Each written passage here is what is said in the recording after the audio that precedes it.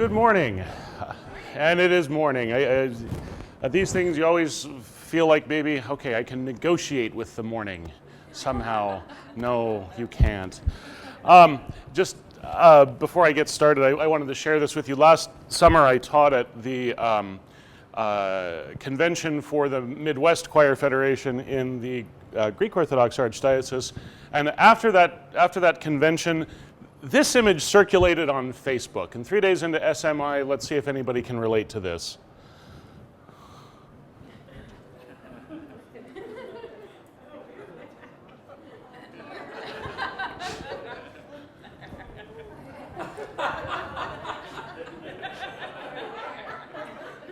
Yeah, anyway, always start out getting them laughing. So I'm very honored to be here with you this morning. When Paul invited me to come here this summer, I was thrilled. My initial SMI in 2004 was a truly formative experience, and it's just wonderful to get to be here again. This is my third SMI, and each one that I have been to, 2004, 2011, and 2015, has just been even more memorable than the last one. And what I'm talking about this morning is an organization that I helped to found called the St. John of Damascus Society. And we have a mission statement, as you can see on this slide, of revealing Orthodox Christianity through its sacred music. And I'm going to be talking this morning a bit about some projects that we are involved with that focus on that as our mission. I'm going to spend a few minutes telling you about how we came to be and how we got going, and then I'm going to spend some time talking about some of our efforts, and then hopefully we'll have some time at the end for questions. Hopefully what I say inspires some questions, so we'll see what happens. So the St. John of Damascus Society came out of me wanting to take experiences that I had such as the SMI here in 2004, as well as other experiences like the Psalm Convention in 2006. Who all was there? Anybody? Yeah? Yeah, okay. I'm right there. There's Father Sergei Belov, who we heard last night, and there are a number of other friends in this picture as well, I think. And, I would go to these things, and I would be the only person from my parish at them, and, there was going to be absolutely no way that I could ever get a critical mass of people from my parish to come to one of these things. Bloomington is 5 hours from everywhere, and 8 hours from here. And so my question became, how do I bring that experience to my parish? And I got the choir in Bloomington involved in a number of different outreach events. In 2008, we were invited to perform as part of the Middle Eastern Arts Festival that was put on by the Indiana University Center for Middle East Studies. They invited us to do a program of Holy Week music in English, Greek, and Arabic. Here I am showing the audience just how big the fish was. And in 2010, I was able to invite John Michael Boyer of Capella Romana to our parish to do a weekend workshop. And it was one of these stories where you couldn't make this up. He and I had been corresponding for a couple of years, wanted to make it happen. There's always the question of how do you pay for these things. And I just took a leap of faith, invited him, put his plane on my credit card, and said, we'll figure it out. And shortly after that, the Modern Greek Studies department at Indiana University approached me and said, hey, Richard, are there any Orthodox music things going on at All Saints that we could help support? Really?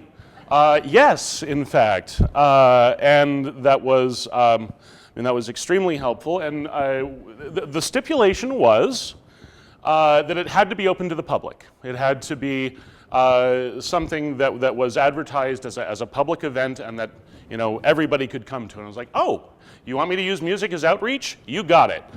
And we said it. We did a press release that we sent to surrounding newspapers within a 5-6 hour radius. We did a big mailing, we did a lot of publicity, and we had people in fact come from places like Kentucky, Iowa, Illinois, Ohio, and so on. We had about 70, 80 people who came just for that. And it was really wildly successful beyond what I could have possibly imagined.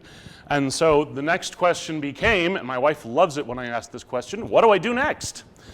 And what I did next was I organized a day-long symposium at the Indiana University on the Indiana University campus that brought John back, brought two composers whom we heard last night, Kurt Sander and Richard Tensing, and then another gentleman whom may be familiar to some of you, Alexander Khalil. He's an ethnomusicologist and cantor who is based in San Diego,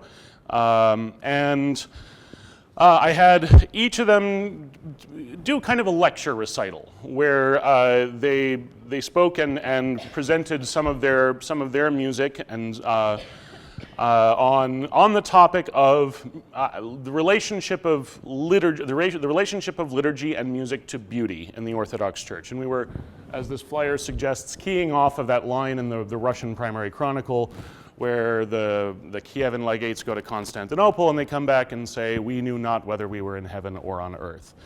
And you can actually hear these talks on Ancient Faith Radio. They're archived there. Here they are. The day concluded with a panel discussion moderated by Vicky Pappas, who may be familiar to some of you. She still runs her church music list, which is a Rolodex of, I think, every Orthodox church musician in this country. As we did this was also wildly successful. This is out of focus, unfortunately, but we got a lot of different departments at IU interested in what we were doing. We got the support of the Department of Folklore and Ethnomusicology. We got the support of the Religious Studies Department, the Modern Greek Department. Once again, we got support from a lot of area businesses. We actually got National Endowment for the Humanities support through the State Humanities Council.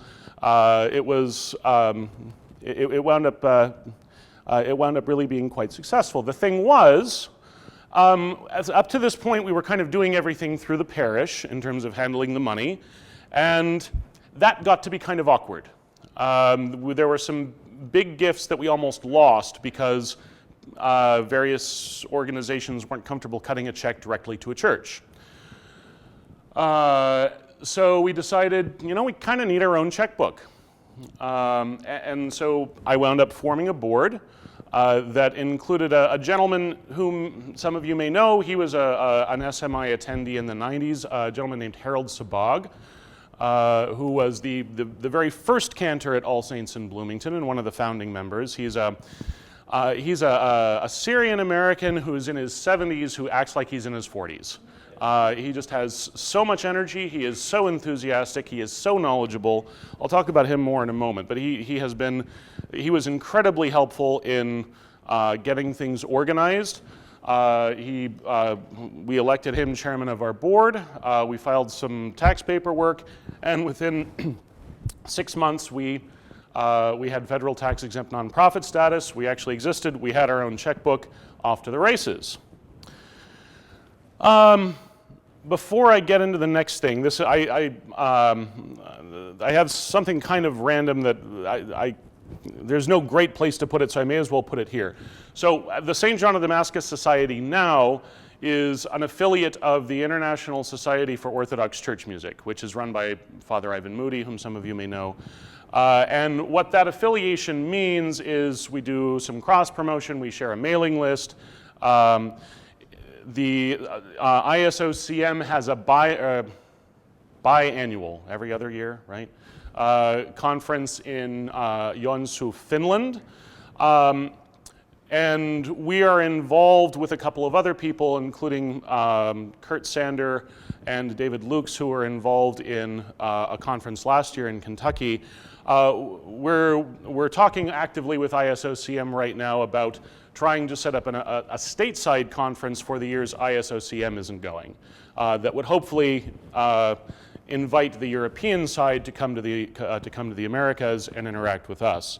I got to go to Finland this summer to ISOCM, and it was amazing. One thing in particular I'd like to share with you. So this is the cathedral, St. Nicholas Cathedral, under quite a shadow in Kuopio, Finland. The exterior is not why I'm showing it to you. So who here feels like these Black Manhasset stands are just not quite ideal for the needs of a church parish? A church choir, yeah. Particularly if you have a small church, they take up a lot of room. They're not, you can't really collapse them the way you need to. Well, when I went into the cathedral here, I saw these. And they are, among other things, collapsible. Now, they just made these. So somebody would have to actually make these. The Conductor stand is fully height adjustable. I think they're genius. And if somebody were to want to help me in replicating these, I would love to talk to you. Anyway, I just had to stick this somewhere, and that was as good a place as any to do it. So one of the projects that we took on as the St. John of Damascus Society was something called the Psalm 103 project. And this came out of some conversations Hal and I had in 2012, the summer of 2012. Hal is somebody with a PhD in electrical engineering, and he identifies as a scientist. And he's one of these guys who says things like, Richard, when I'm working out an equation, I think of myself as talking to God in his language. It's a very interesting perspective, and he's keenly interested in sort of the science and faith conversation that's going on right now. So in 2012, when the discovery of the Higgs boson, the so-called God particle, was confirmed by the Center for Nuclear Research in Europe, he was really excited. And he came to me and said, Richard, do we have anything in our liturgical tradition that we could do something with to commemorate this discovery? And thinking about it, I thought to myself, well, there's the Vesperal Psalm. We read this or sing this at every Vespers, and there you have a celebration of the divinely created order from the very, very small to the very, very big, right? He liked that idea, and we took it to the rest of the board, and the board got excited about it. And so what we came up with was take the 103rd Psalm and do a concert setting of it, again specifically with commemorating the Higgs boson in mind. And we would commission 6 different composers, each to set a chunk of the psalm in their own musical style, but while still making it all sound like one piece of music. So there, just as the psalm text celebrates the created order from the very big to the very small, a unity in diversity, if you like, this would be a concert presentation that would present to the public a unity and diversity of Orthodox music. Okay?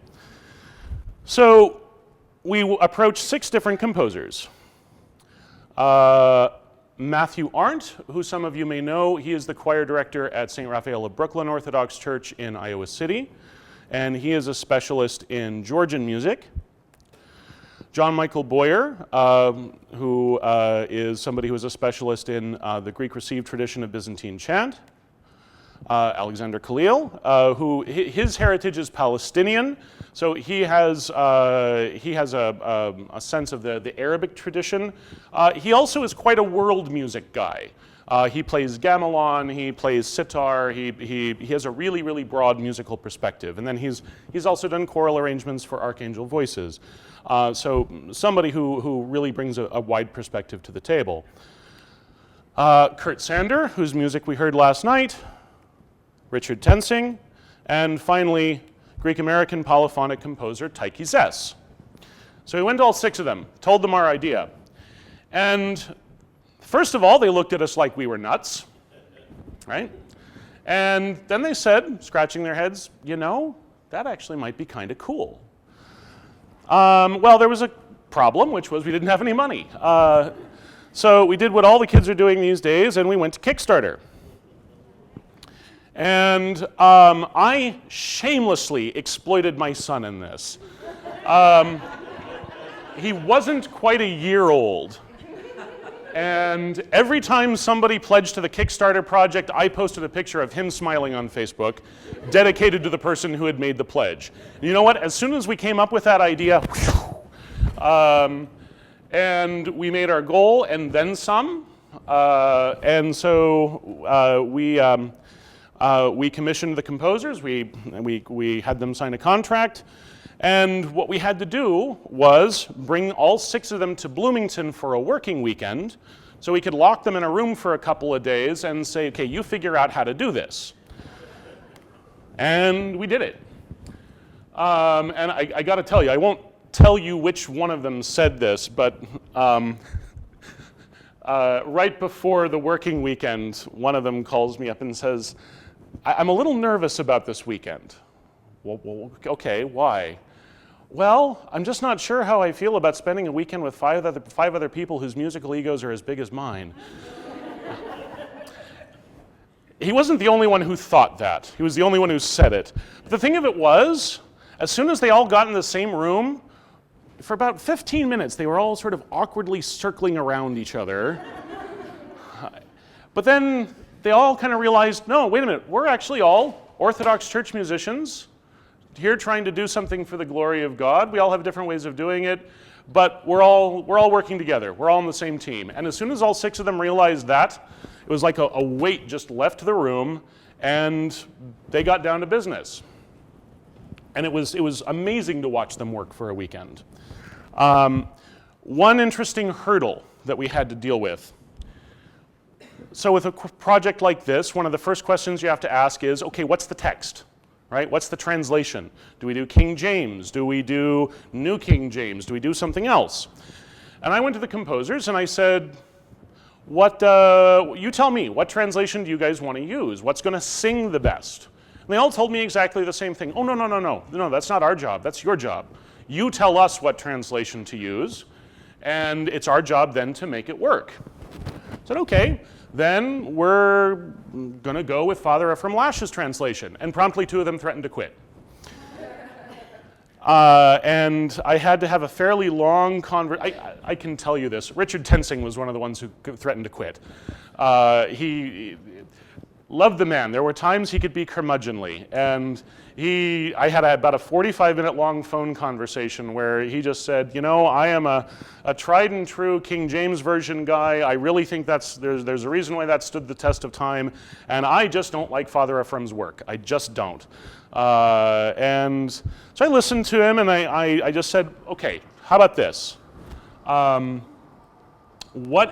Ephraim is still alive. That's a benefit of working with a living translator.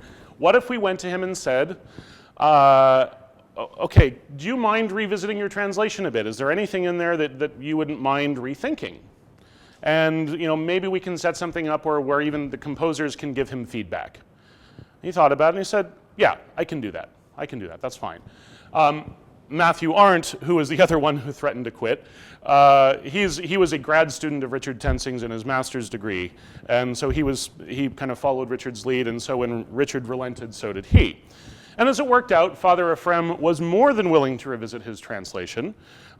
He sent back a revised draft that everybody was happier with, and then we did a conference call with him during the working weekend, where everybody gave him some feedback, and then he provided a final copy that everybody looked at and said, yeah, actually, this is better than everything else. And actually, you have a handout in your black binders for this that shows Father Ephraim's original, his first revision, and then the final text with everybody after everybody's comments. And Richard, green tab, thank you. And Richard was the first person to come to me and say, this is going to work, and it wasn't going to work if we didn't have this translation. Yeah, your handout should look something like this, only legible.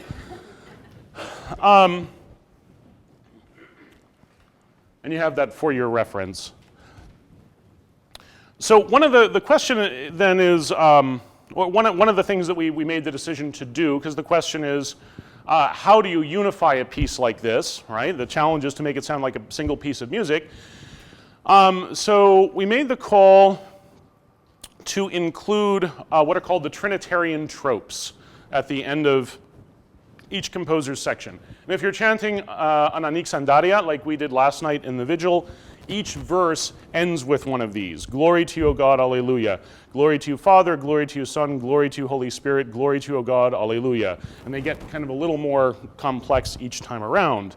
So what's nice about that is that we have a little refrain, right? At the end of each section. Glory to you, O God, alleluia.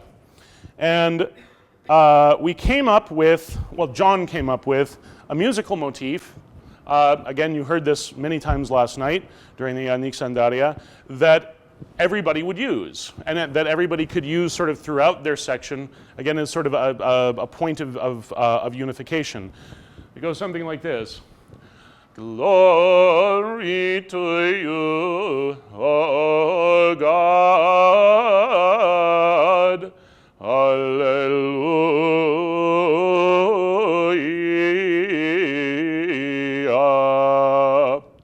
So that becomes sort of the leitmotif, if you like, of the whole piece. At the conclusion of the working weekend, we did a public presentation for the project through an IU program called Themester. All 6 of them did a little presentation on what they were contributing. We had Christopher Grundy, who used to be Mark Bailey's assistant director for the Yale Russian Chorus, directing a 12-piece of representative pieces of music. We obviously didn't have anything to sing for them yet. And then we sent everybody home and said, okay, get to composing. And so this was October 2013, and Richard was the first one done. He got us a finished score by the beginning of February 2014, and he passed away in July. And I will say, you can sort of see it in this picture. He was visibly frail in October. He didn't know he was sick. But there were a couple things that happened that gave us reason to believe probably he was getting sick. And when he finished as quickly as he did, my first thought was, he doesn't think he has long. And sure enough, he didn't. But it's funny because they were contractually obligated to a deadline of April 1st, 2014. So Richard finished February 2014. The last section just got submitted to me a month ago. Composers. So we have a completed score now, though, is the great thing. We have John Michael Boyer's section first in his style of Byzantine chant, arranged for a men's and women's ensemble, plus soloists. We have Taiki Zess's singular style of Greek-American polyphony. Alexander Khalil's section is really interesting. So he has set this in the 4th mode, tone 4. But he's written a melody that spans 3 octaves. Okay? And so what the idea is that everybody sings everything, and you just drop out when your range can't do it anymore. And you pick it back up when you can, right? So it sounds like a single choral voice with 3 octaves that just gets handed off as you go. It's going to be a really, really fascinating effect. Then you have Kurt Sanders' Russian polyphony. Then Matthew's Georgian harmonies. I include two pages here. You can't see it at this resolution, I'm sorry. He really wanted this section of the psalm because in Father Ephraim's translation it talks about a dragon. He really, really wanted to write about the dragon. And if you know Matthew, that fits him perfectly. But up here on this page, you see him playing with the dragon, with repeating it over and over again. Then finally, the piece concludes with Richard's section, which is antiphonal 8-voice choirs. That's Richard. I can't wait for everybody to get to hear this. So where things sit right now is the score is done. We have an agreement with Vlad Morrison to edit and publish it through Musica Rusica. We have an agreement in principle with Capella Romana to record and premiere it. This is contingent upon funding. We have an application out for a National Endowment for the Arts Artworks grant that will cover a chunk of it, and we're actively at this point in the fundraising phase for this part of the project. So if all goes well, Capella will premiere it and record it during the 2016-2017 season. Then the third phase of the project, and this gets back to Hal's idea about wanting to do something to make a uniquely Orthodox contribution to the science and faith discussion. Once it's recorded, the piece is going to be about 40 minutes long. The piece is going to serve as the musical backdrop for a film project that juxtaposes the music with images from creation. So I'm kind of dating myself here, but as somebody who was born in 1976, one of my earliest TV memories is Carl Sagan's Cosmos. And if you remember Carl Sagan's Cosmos, deGrasse Tyson's Cosmos did not do this anywhere near as successfully for my money.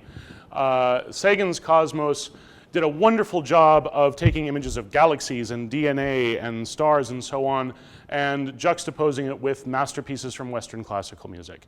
And that's kind of the idea here. We will collaborate with a filmmaker on a more specific idea, but that's sort of the general guiding principle. So we'll see what it takes to get to that phase of the project after we get through premiering it and recording it. Okay, so that's one of the St. John of Damascus Society's big ideas. So then we have another big idea, and this is one that I'm also really excited to talk about. This is a drum I've been banging in one form or another for coming on 10 years. And that's the idea of an Orthodox choir school. This is probably the image that comes to mind when you hear the words choir school. You think about sort of undernourished Church of England boys in white copes, standing in oak choir stalls. And that's not entirely wrong, but that's not exactly what I mean either. And actually, there are Orthodox precedents for choir schools. They're not entirely an Anglican thing. So certainly there are Orthodox children's choirs. The Moscow Synod had its own choir school in the early part of the 20th century. In fact, the Rachmaninoff All-Night Vigil was premiered by the choir of the Moscow Synodal Choir School. And there are examples in this country as well. There is St. Thomas Choir School in New York. There is St. Paul Choir School in Cambridge, Massachusetts. They actually had quite a publicity run this last Christmas. They showed up on Good Morning America, and they were quite visible for a little bit. No, so St. Paul is actually Catholic, as is the Choir School of the Madeleine Cathedral in Salt Lake City.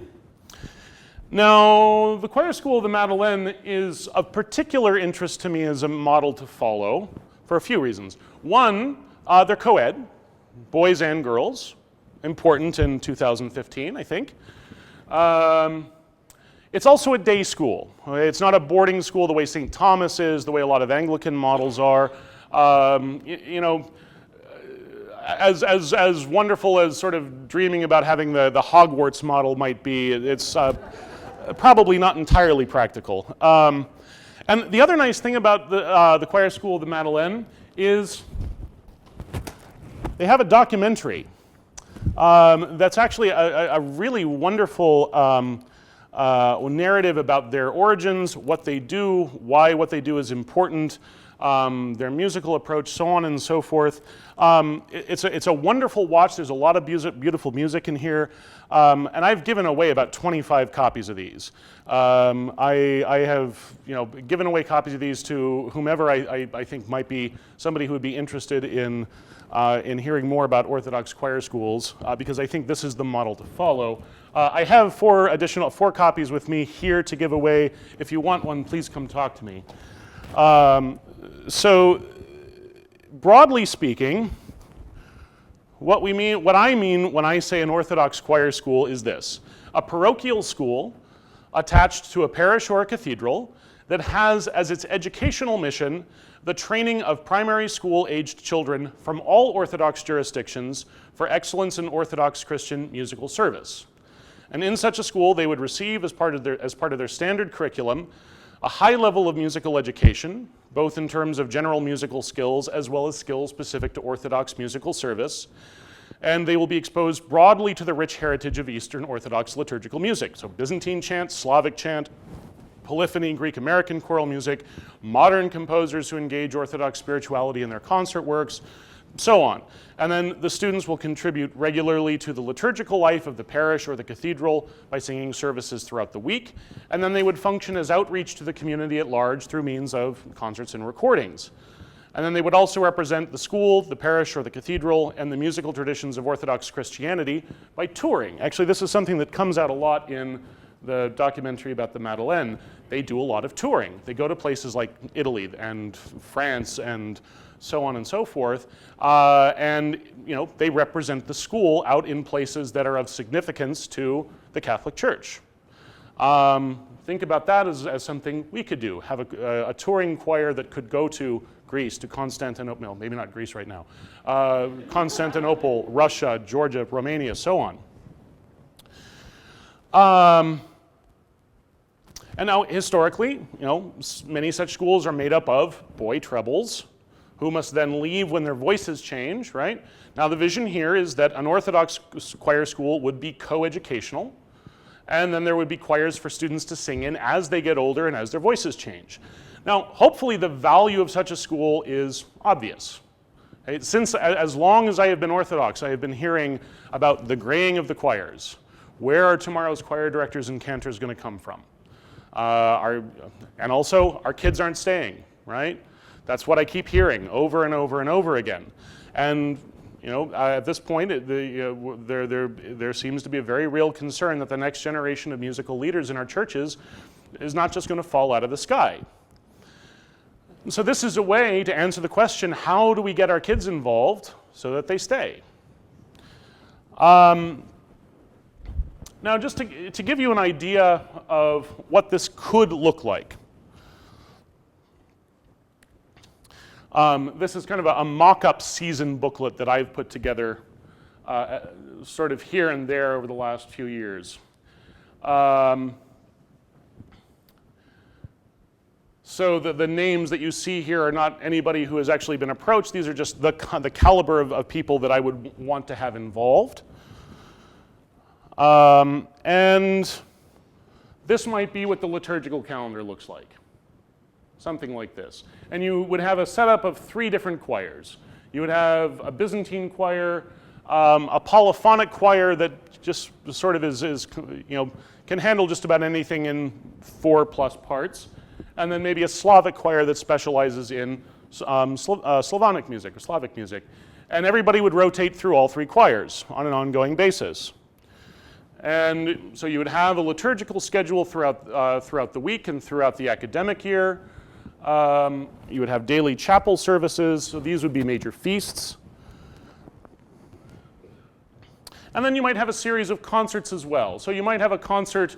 You might have a concert around the entrance of the Virgin that is particularly for Psalmody to the Virgin.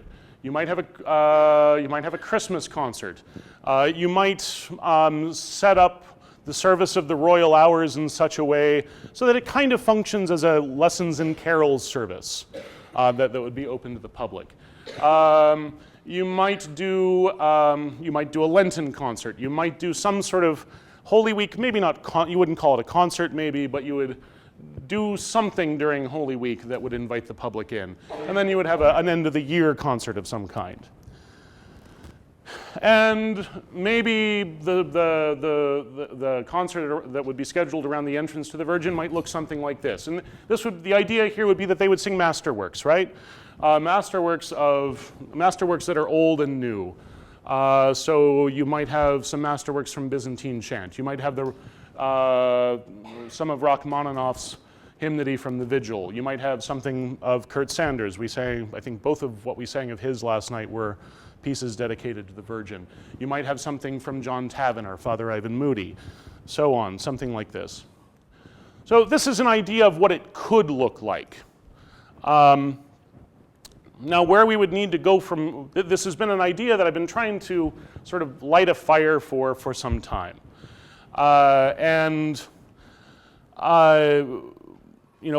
needs to happen from here is, if there are people who would actually be interested in moving forward with such an idea, there would need to be a planning committee who would be willing to approach the Assembly of Bishops as well as the titular sacred music heads of all the different jurisdictions, because there are toes you wouldn't want to step on with something like this. You would need to do a fair amount of planning. You'd need to visit some of the existing models, both for choir schools in this country as well as Orthodox schools in this country, right? You would need to come up with a feasibility study and a 5 to 10 year plan. And then, once you have that, once you have a solid plan in place, then use that as a basis for a capital campaign. There's a pretty high pile of work to get from here to there. And it's not something I'm able to do by myself. It's a conversation I've been trying to get going for some time, and I appreciate the opportunity to talk about it here. But the big idea, again, is that there would be a place specifically dedicated to teaching our kids to make music in our church so that they can be our musical leaders tomorrow. So with that, I've talked for about 45 minutes. I don't want to keep people here past 11, so we have about 15 minutes. I'd love to field some questions if you have any.